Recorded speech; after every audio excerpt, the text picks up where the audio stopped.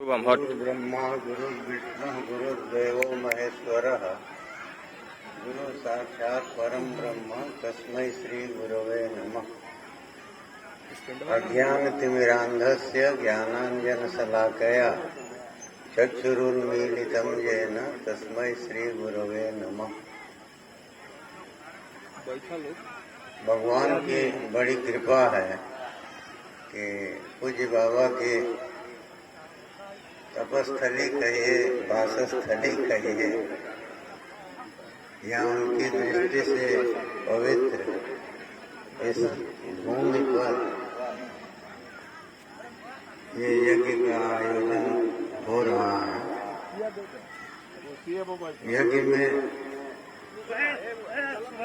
देवताओं का पूजन और गान आदि सब कुछ होता है,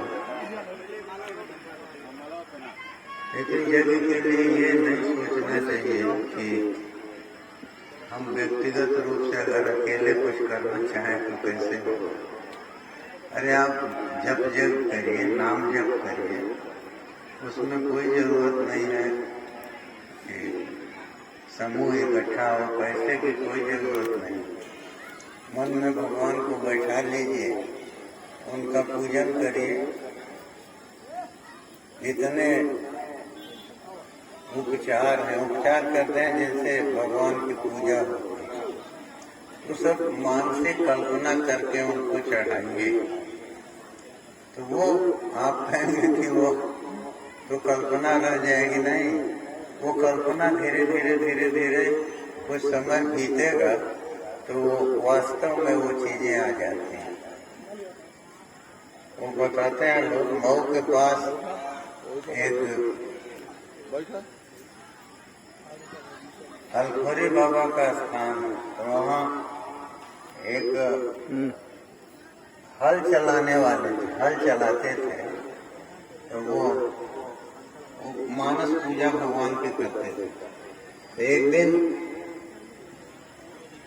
ध्यान उनका लग गया तो बैल खड़े हो गए, हल का वो परिहत पकड़े हुए थे, पूजा कर रहे थे। तो उनके मालिक जो है, जिनका खेत वो जोत रहे थे, उनको ये हुआ कि बैलों को इस धूप में जला रहा है, तो आके वो उनके पैर में मार दिए अपने पैर से। तो जैसे मारे तो वहाँ खेत में दही गिर गई, छिटक गई। दही गिरी तो वो तो बड़े आश्चर्य में पड़े थे, ये क्या हो गया। तो वो कहे कि बाबू कुछ नहीं, अब तो भगवान को खिला रहे थे दही, यही दही उनको परस रहे थे, तब तक आपने मार दिया तो दही बाहर गिर गई। तो ऐसे भक्त हैं, कल्पना नहीं, कल्पना जो है वो साकार हो जाती है, और वो जो कुछ आप चाहेंगे सब कुछ मानसिक दिया हुआ भगवान को मिलता है। इसलिए पूजा के लिए बहुत संभार की जरूरत नहीं है। जो जुट गया, जो मिल गया, उससे पूजा करिए। मन की श्रद्धा चाहिए। गीता में कहा है ना, श्रद्धा विरहितम यज्ञम तामसम परिचक्षते। तो श्रद्धा से रहित जो यज्ञ है, जिस यज्ञ में श्रद्धा नहीं, वो तामस है। तो सात्विक, राजस, तामस कमन, वो यज्ञ सबसे निकृष्ट कोटि का है, जिसमें श्रद्धा नहीं। इसलिए श्रद्धा तो जरूरी है। श्रद्धा के बिना कुछ होता नहीं। वो गोस्वामी जी कहते हैं ना, राम राम सब ही कहें, ठग ठाकुर और चोर, बिना प्रेम रीझे नहीं तुलसी नंद किशोर। तो बिना प्रेम के भगवान पसंद नहीं। अब वो प्रेम भी अगर हम उसमें भी छलावा करते हैं, तो फिर कहाँ करेंगे? भगवान की संतान सब कुछ है, ये सारी जड़ चेतन प्रकृति पूरी की पूरी सब उन्हीं की बनाई हुई है। इससे प्रेम करिए और धीरे धीरे उनमें प्रेम हो जाए। जो उनकी सृष्टि से, जो उनकी बनाई हुई चीजों से प्रेम नहीं करेगा, वो उनको दुखी करेगा। जैसे कोई कलाकार है, वो अगर बहुत अच्छी कृति कोई बनाया है, अब वो हम उसको नष्ट कर दें या उसकी अवमानना करें, अवमानना माने तिरस्कार। अब वो इतनी मेहनत करके, समय देके, अपनी कला का उपयोग करके एक मूर्ति बनाया है, तो हम वहाँ बैठ के केवल दोष देखें, ऐसा नहीं है, ऐसा करना चाहिए था, ऐसा करना चाहिए, तो होगा क्या? कलाकार जो देखेगा तो उसको तो दुख होगा, उसने बहुत श्रद्धा से, प्रेम से बनाया, तो जिससे वो दुखी होगा। वैसे ही भगवान की बनाई हुई ये पूरी सृष्टि है, इसमें हम किसी का तिरस्कार करते हैं, किसी को दुखी करते हैं, तो उससे भगवान दुखी होते हैं। तो हम ये सोचें कि हम 2-4 फूल चढ़ा के और उनको दीप दिखा के, धूप दिखा के प्रसन्न कर लेंगे, नहीं संभव। बाप के सामने बेटे को आप बेइज्जत करिए, मारिए और फिर बाप को जो है आरती दिखाएंगे, बाप प्रसन्न होगा? नहीं होगा। उसी तरह से भगवान प्रसन्न इससे नहीं।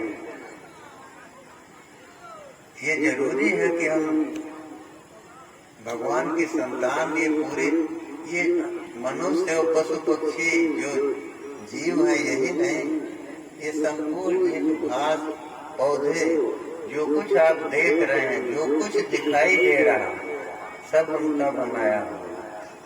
तो हमको इस तरह उपयोग तो करना, उपयोग करें, क्योंकि बिना उपयोग किए जीवन चलेगा नहीं, लेकिन उपयोग करें हम, दुरुपयोग न करें, इसको नष्ट न करें, और बचा के पेड़ पौधे, पशु पक्षी, मनुष्य जो कुछ है, इनके बीच रहते हुए, इनसे प्रेम करते हुए उस परमात्मा को पाने का प्रयास करें। और वो परमात्मा यही मिलता है, ऐसा नहीं है कहीं। अरे हम आप कहाँ जाएंगे? जहाँ भी जाएंगे संसार के बाहर नहीं जा सकते। वो चाहे सागर की तलाशी में चले जाइए, चाहे हिमालय की चोटी पर जाइए, है तो वो संसार ही। और सबसे बड़ा संसार तो ये शरीर है। ये शरीर जब तक रहेगा, संसार से कहाँ मुक्ति मिलेगी?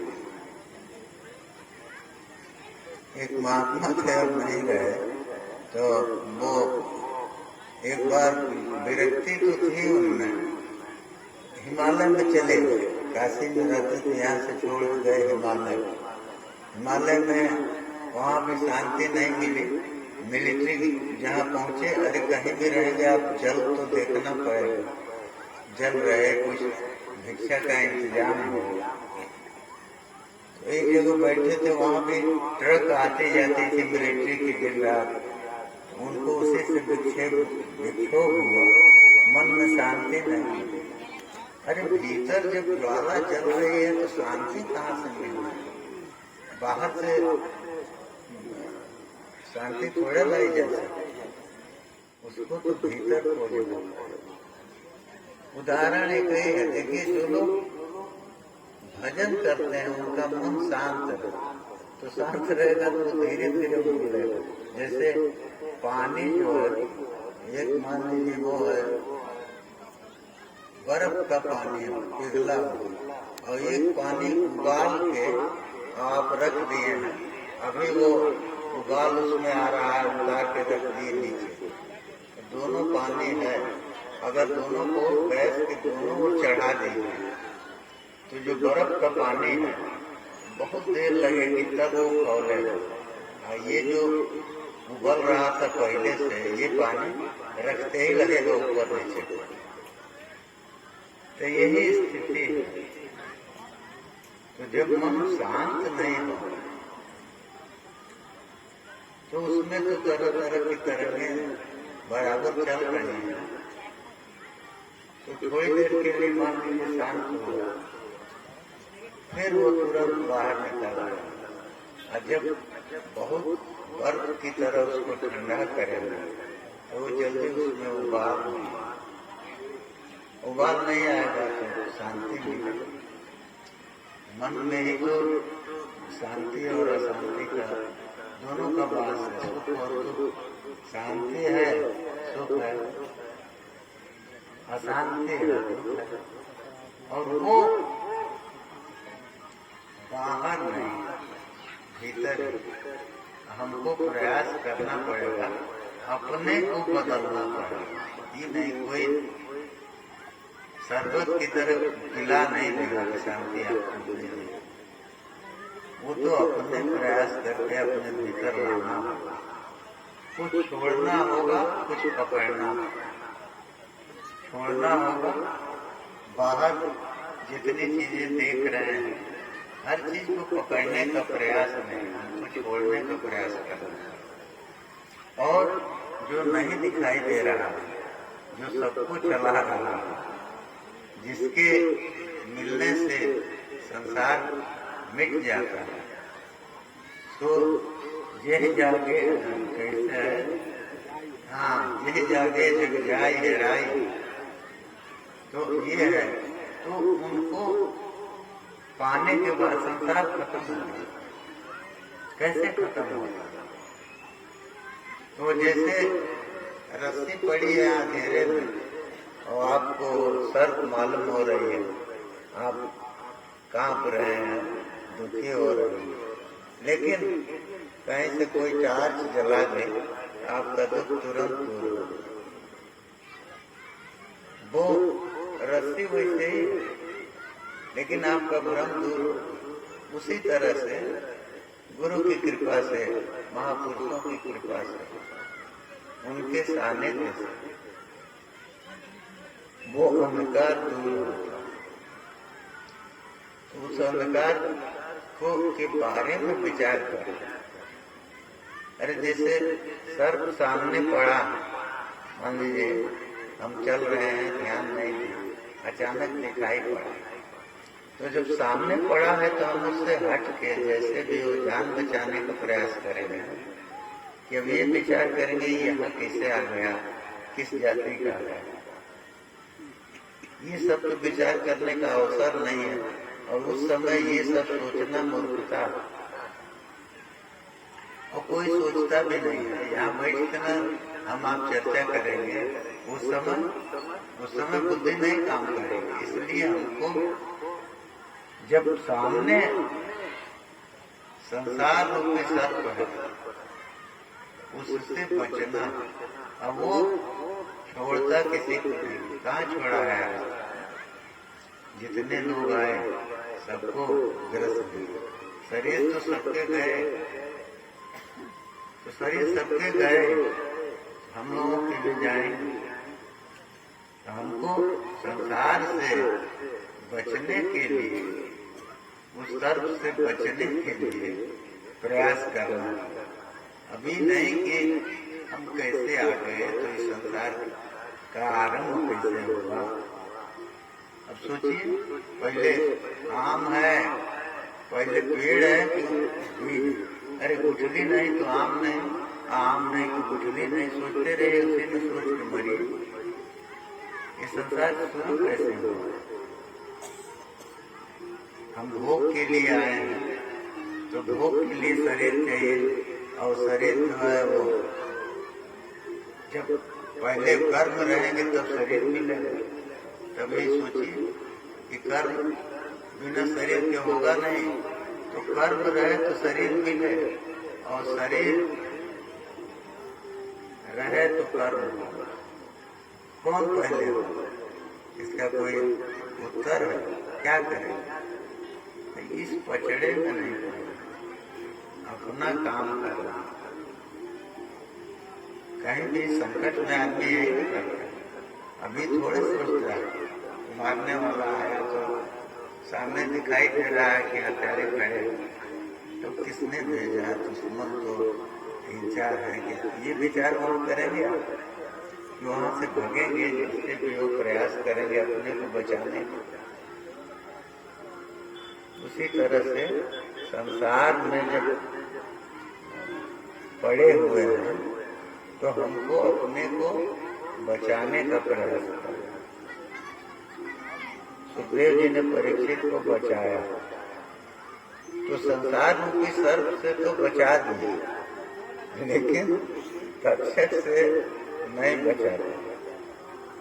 तक्षक तो काटा ना, तो तक्षक को काटना था तो तक्षक काटा, लेकिन संसार रूपी सर्प से बचा दिए कि तक्षक के काटने से पहले उनको ज्ञान हो गया। परीक्षित तो हो गया ज्ञान, जब हो गया तो शरीर का जो परम प्रयोजन जिसके लिए शरीर मिला है वो काम तो हो गया।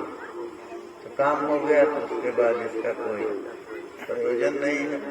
जितने दिन रह जाए भगवान की इच्छा है, नहीं रहे वो भी उनकी इच्छा है।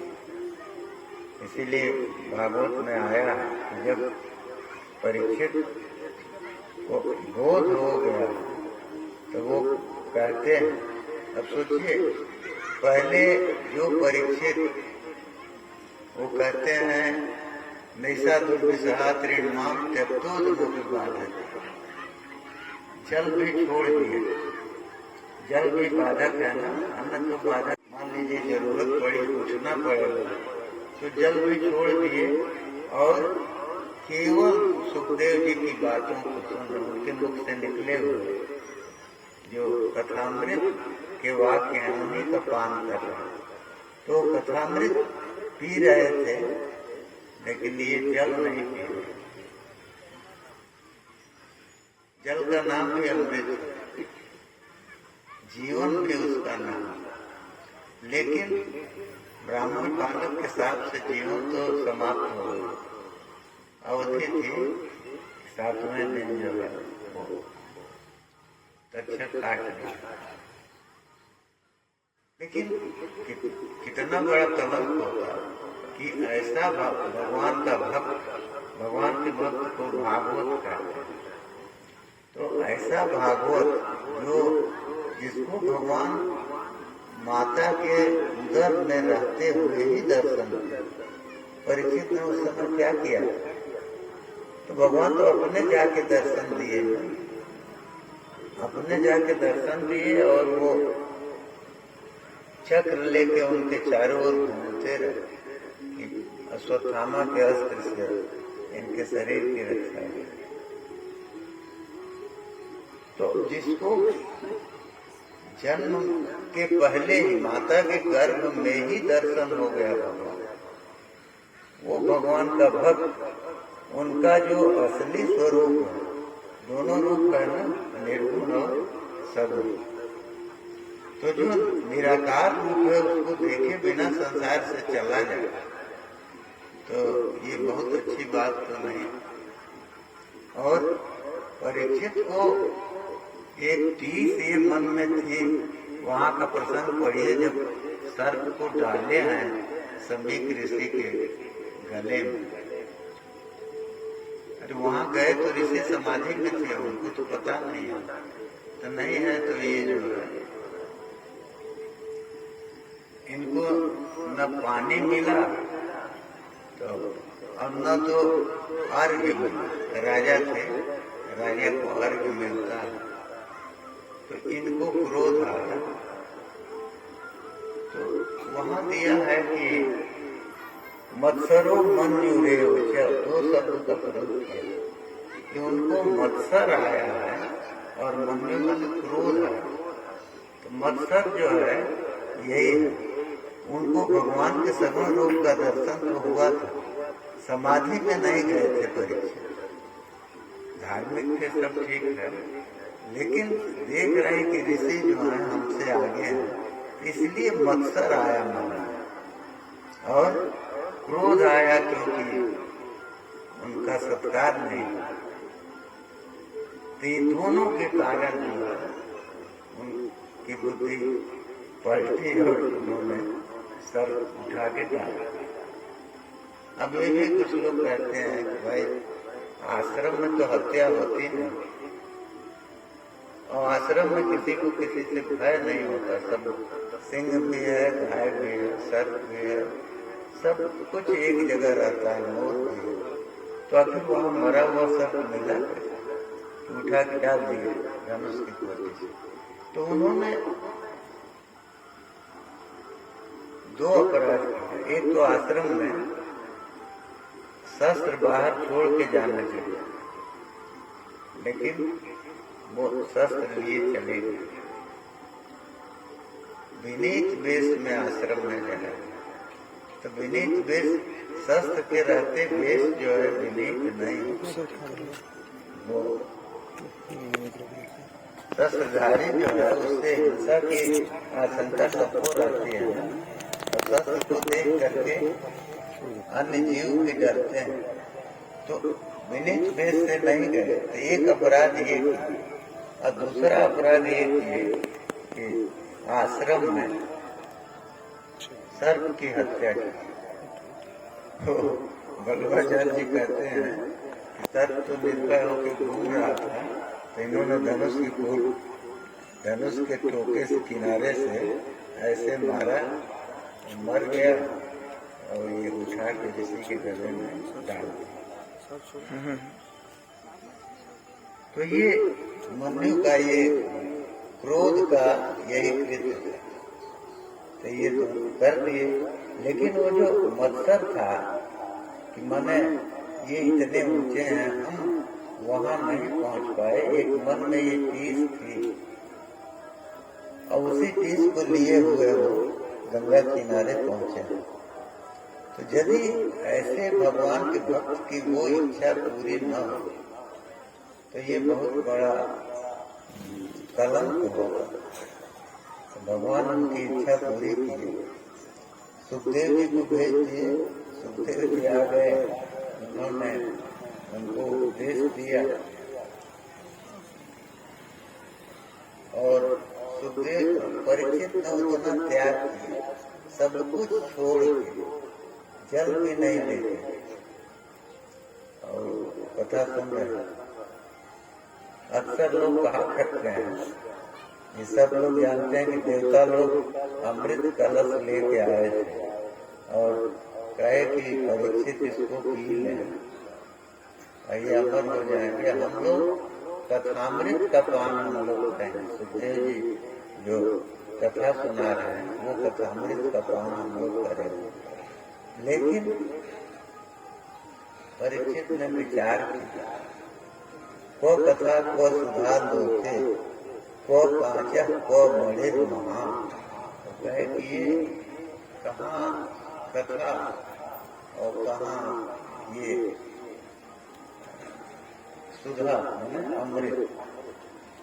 सुधा का मतलब क्या है? जो अच्छी तरह से धारण करे, तो अमर नहीं करे, लेकिन शरीर को निरोग बनाएगी, बार्धक्य नहीं होगा, वो सब चीजें होंगी, जीवन लंबा होगा। जब तक रहेंगे तब तक शरीर जो है हर तरह के व्याधि आदि से दूर रहेगा।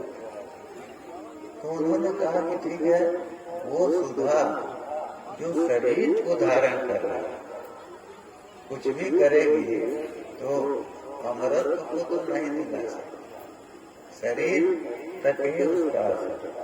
और ये जो कथा है ये तो भगवान से मिला दी, इसीलिए उन्होंने दिया नहीं, कहा कि नहीं हम कथाएं सुनेंगे, अमृत आप लोग नहीं। तो केवल इतना ही कारण नहीं, परीक्षित का कथा से इतना लगाव था, इतना प्रेम था, और सुखदेव जी जैसे वक्ता उनको मिल गए। अब बताइए, जो जितनी देर तक गाय दुहे जाती है उतनी देर तक ही गृहस्थों के संग में रहते थे, तो उस समय कितना है, बहुत थोड़ा होता है, 10 मिनट, 15 मिनट, 20 मिनट जो मांगे। लेकिन वो अवसर मिला परीक्षित को, 7 दिन उनके साथ रहा। तो ये विचार करके उन्होंने कहा कि हम कथा ही सुनेंगे, और सुखदेव जी के मुंह से निकलने वाले एक एक शब्द को सुनने के लिए पूरा उन्होंने अपना नींद का त्याग किया, भूख का त्याग किया, प्यास को भी छोड़ दिया, पानी नहीं पिया। और वो परीक्षित अंत में कहते क्या है, अनुजानी माम ब्रह्मन वाचम यच्छामि अधोक्षजे। जब भगवान का विग्रह सामने आता है, सुखदेव जी ने उनको विधि बतलाया कि ये ध्यान करो, भगवान के चरण से लेकर के पादानि यावत् हसितम गदाधृता, तो पैर से लेके और ओठ तक का ध्यान कहे कि ये करो। लेकिन कैसे करो, हम लोगों की तरह नहीं, कहीं एक जगह दृष्टि को लगाओ, ध्यान मन तुम्हारा एक जगह जाए, चरण में जाए, फिर उसके बाद ऊपर की ओर बढ़ो। तो चरण में ध्यान जाएगा कब तक, तो जब तक चरण जो है वो पूरी तरह से मन में प्रकाशित न हो जाए, दिखाई न पड़ने लगे। तो इस तरह से वो ध्यान की और कहे कि करते जाओ, फिर जब चरण मान लीजिए दिखाई देने लगा भीतर, तब फिर ऊपर की ओर आओ, तो उठने की ओर आओ, इसे धीरे धीरे ऊपर पहुंचो। तो जब पूरा भगवान का विग्रह पूरा प्रकाशित हो जाएगा, तो उसके बाद होगा क्या कि जब चाहोगे तब वो ध्यान में पूरा विग्रह आएगा। तो भगवान का पूरा विग्रह आया है जब उनके सामने, तो उसमें उनको समय लगा। 7वें दिन आया, उसके पहले वो प्रयास करते रहे। इसीलिए कहते हैं अनुजानी माम ब्रह्मन वाचम यच्छामि अधोक्षजे। कहते हैं कि हे ब्राह्मण देवता, हे ऋषिवर, हमको आज्ञा दीजिए, क्योंकि हम अपनी वाणी को रोक देना चाहते।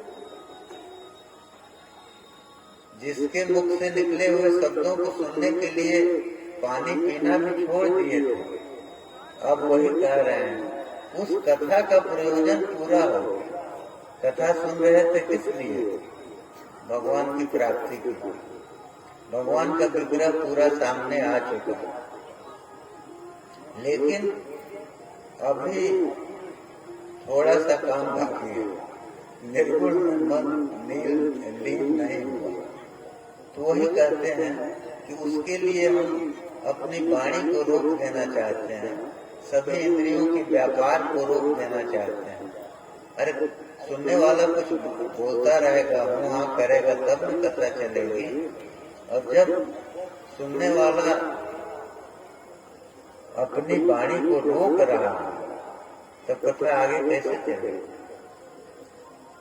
तो कहे कि क्यों रोक रहे हैं, तो बता दीजिए कि अधोक्षजे प्राप्त सती, हम ये अध्याय करते हैं।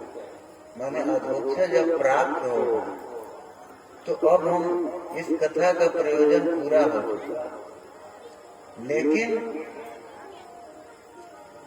हमारा चित्त जो है ये कामनाओं को, वासनाओं को छोड़ चुका है पूरी तरह से। तब इस चित्त को उस भगवान में हम प्रवेश करा देना चाहते हैं, तब हम अपने शरीर को छोड़ना चाहते हैं। ये कहते मुक्त काम आशयम चेत प्रवेश से विसृजाम यशोम।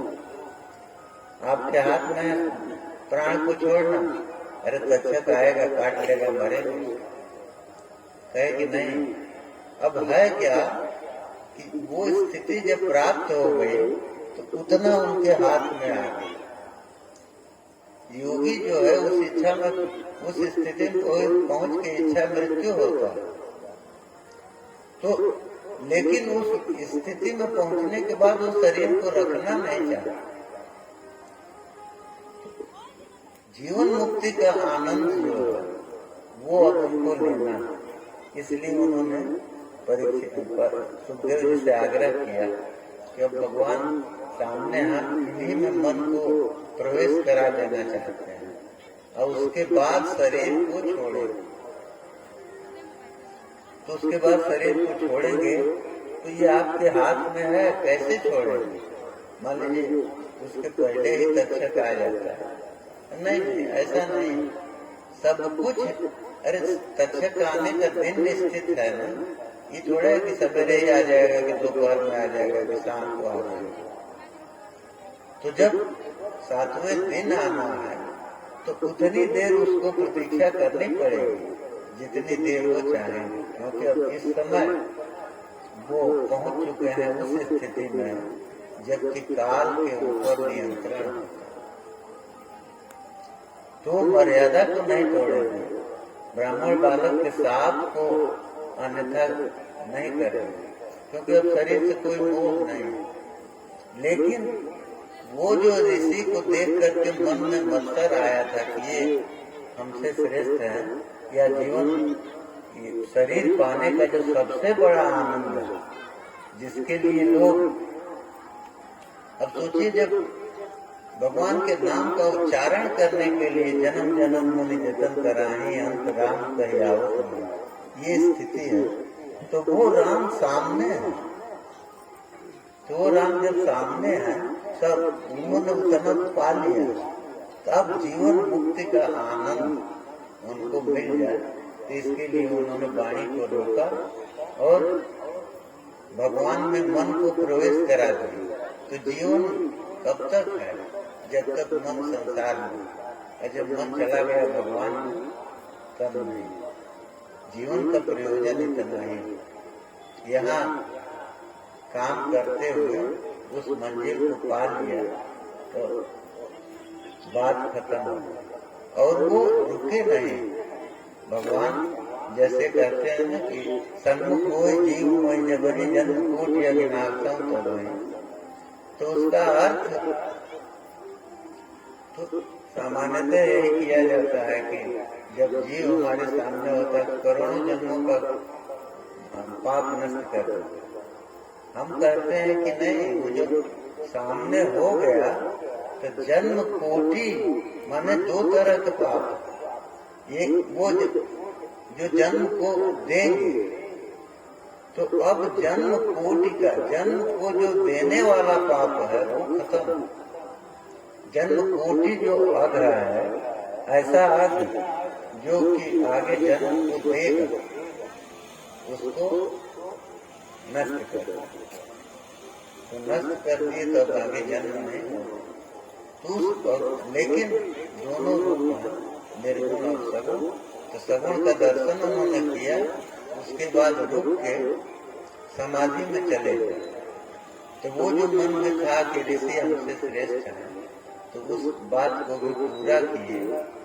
और देखिए, भक्त की इच्छा पूरी होती है, भगवान की इच्छा भले न पूरी हो, लेकिन उनको तो इच्छा क्या है वो तो आपका काम है। लेकिन एक बात करते हैं कि उनकी इच्छा भले न पूरी हो, भक्त की इच्छा तो पूरी होती है। भीष्म क्या नहीं जानते थे कि युद्ध के पहले कह चुके हैं कि हम अस्त्र नहीं उठाएंगे? तो जान रहे थे।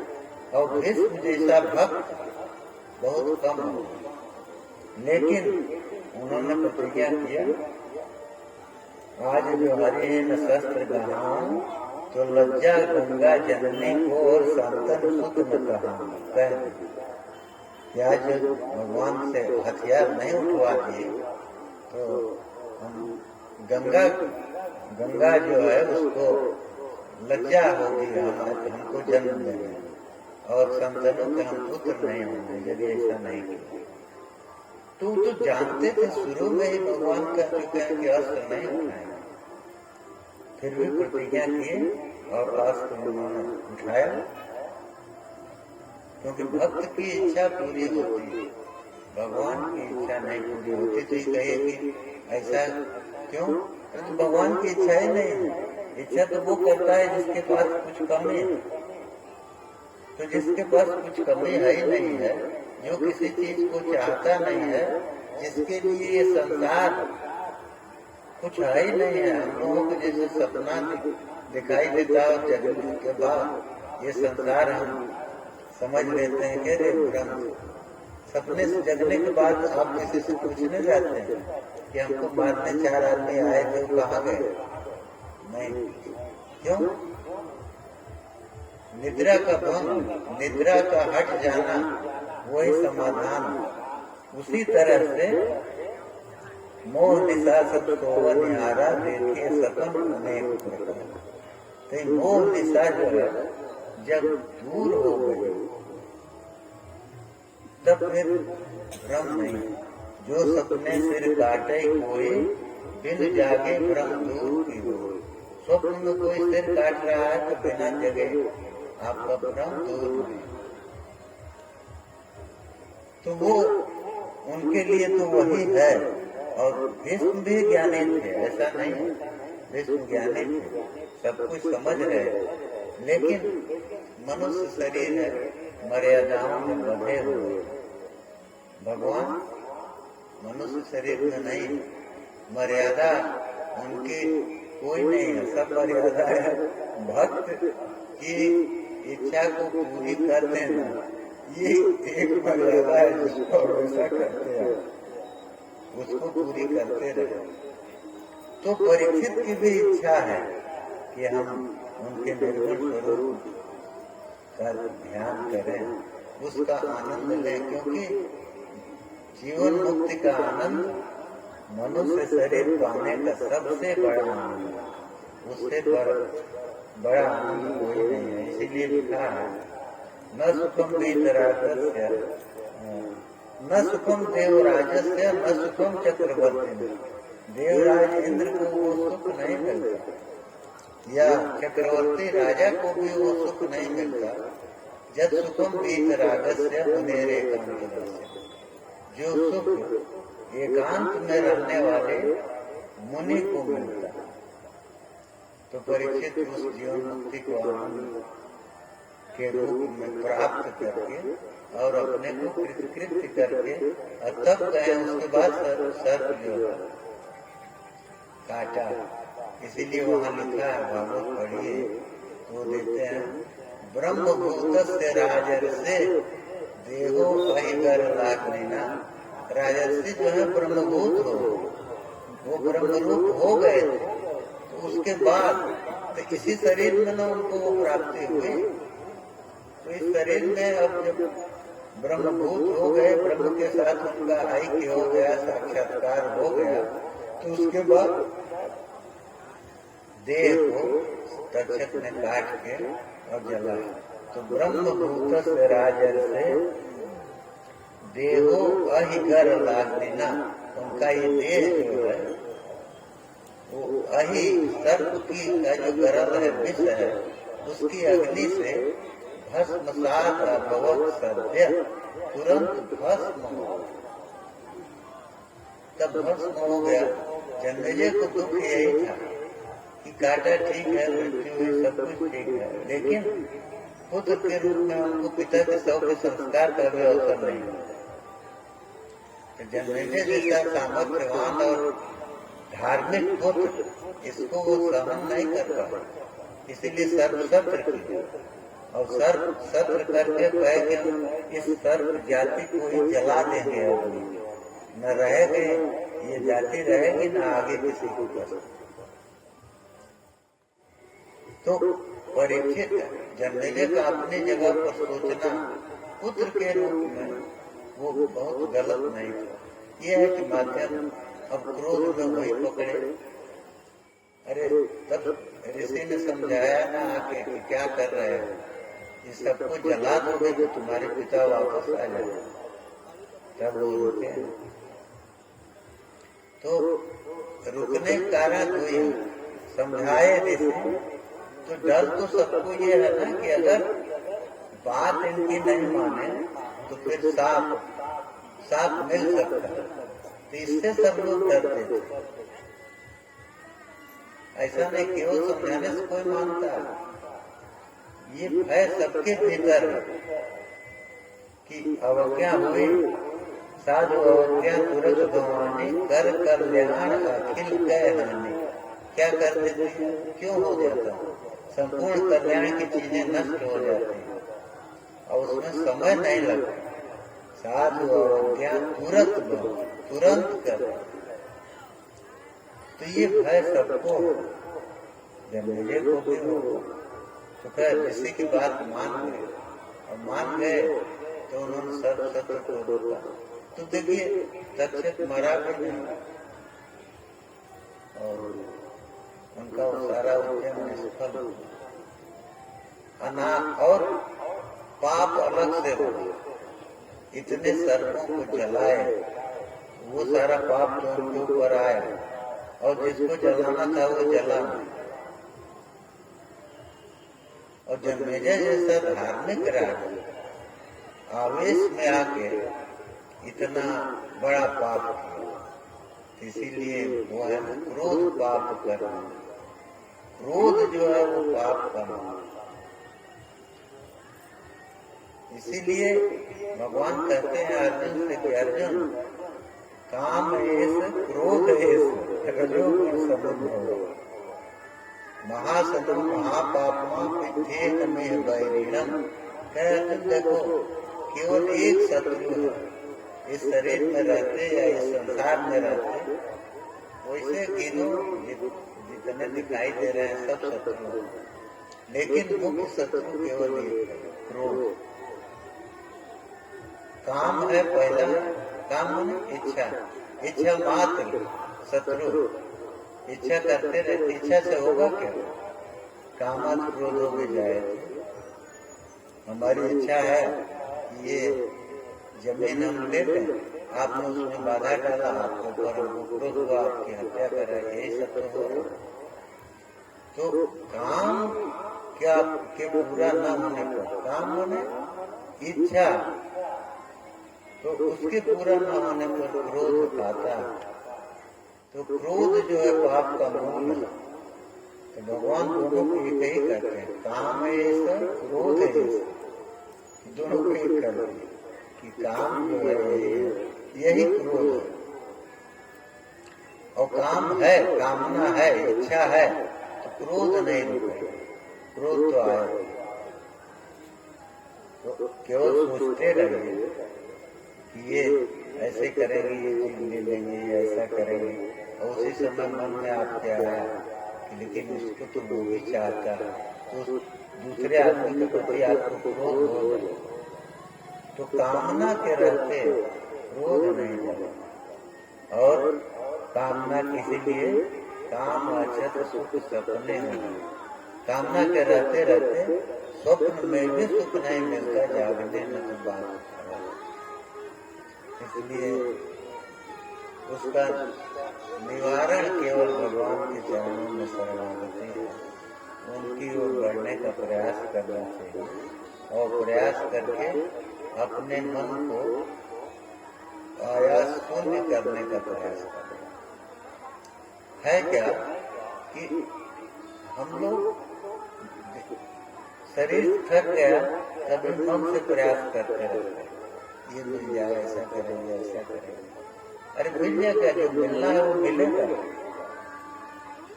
दो चीज गीता में ये जो श्लोक है, अनन्यास्तिन्तो माम ये जना परोपासते तेषां नित्याभियुक्तानां योगक्षेमं वहाम्यहम्।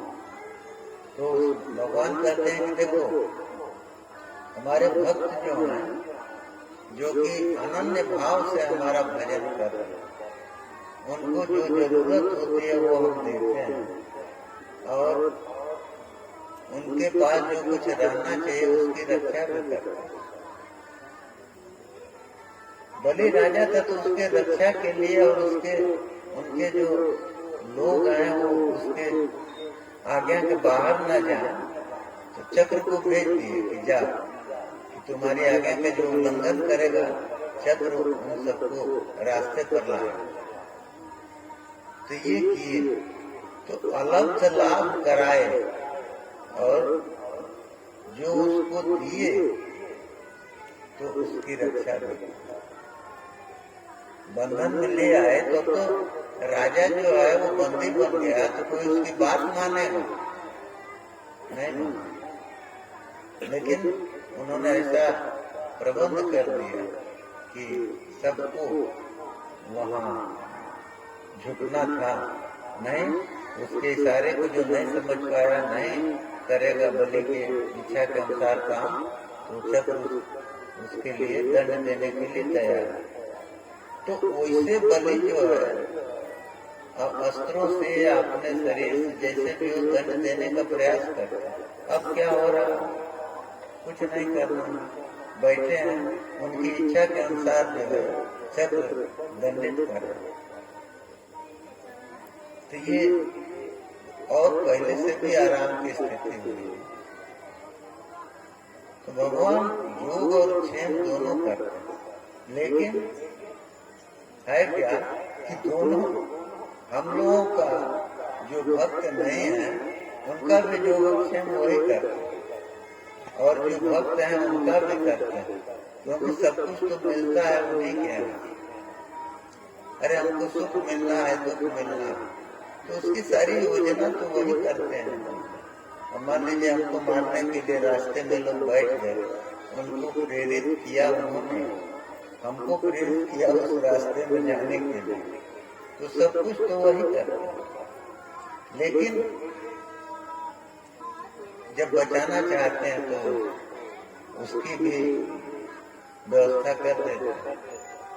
तो भक्तों को बिना प्रयास किए ही सब कुछ देते हैं, और लोगों को भी देते हैं, लेकिन वो लोग आयास करके दिन भर चंचल होकर घूम के तब पाते हैं, और भक्त वैसे ही पाए। तब आप कहेंगे कि तो सब लोग बैठ जाएंगे, नहीं, ये संभव नहीं। कहाँ किसी को विश्वास? कोई मानता है? भगवान को मानता तो है ही नहीं, उनकी सत्ता को स्वीकार नहीं करता, तो उनके ऊपर बैठेगा वो नहीं। वो तो ही है, हारे को हरना। जब तक हम सब कुछ कर रहे हैं, हमारे अनुकूल हो रहा है, तब तक तो हम करते हैं, हमने ऐसा किया, ऐसा किया, ऐसा किया। और जब काम होना बंद हो गया, अरे भगवान की इच्छा। क्यों? पहले भी भगवान की इच्छा, अब भी, और हमेशा अपनी इच्छा से होने लगे तो कोई किसी को रहने न दे। इस तरह का द्वेष और घृणा का भाव जो फैल रहा है, कोई किसी को रहने नहीं देता। लेकिन ये नहीं हो सकता। भगवान सब कुछ अपने हाथ में रखे हुए, और वही उचित है। नहीं, या अपराधी जो है वही सजा सुनाने लगे, कैसे होगा? तो हम आप सब अपराध कर रहे हैं, तो हमारे अपराधों की सजा तो कोई दूसरा देगा ना। तो दूसरा जो इतना समझदार हो, जो हमारे सभी पापों को देख रहा हो, वो सजा देगा। तो भगवान इसीलिए वो सब कुछ देख रहे हैं, सर्वदा देख रहे हैं, और हमेशा दंड और पुरस्कार कोई की उनके यहाँ व्यवस्था। जो जितने अंश में गलत किया उतने अंश में दंड मिलेगा, जितना अच्छा काम किया उसमें हमको आपको सबको सुख मिलेगा, पुरस्कार मिलेगा। पुरस्कार शब्द का अर्थ जो है कुछ शील्ड और कपड़ा और कोई चीज पाना, ये नहीं। पुरस्कार का मतलब है पूरा मैंने आगे कार्य मैंने करना, उसको आगे करना। तो जितने लोग हैं उनमें उसको आगे किया जाए, आगे करके मान लीजिए जो कुछ दिया दे दिया। पुरस्कार शब्द का अर्थ उसने आगे करना। तो भगवान अच्छे कर्मों के लिए हमको आगे करना, और बुरे कर्मों के लिए हमको दंड देता है। क्षमा नहीं है, इस भ्रम में नहीं पड़ना चाहिए कि क्षमा करना। बस ठीक है, हम समझ रहे हैं कि बहुत बोले यही कथा आप लोग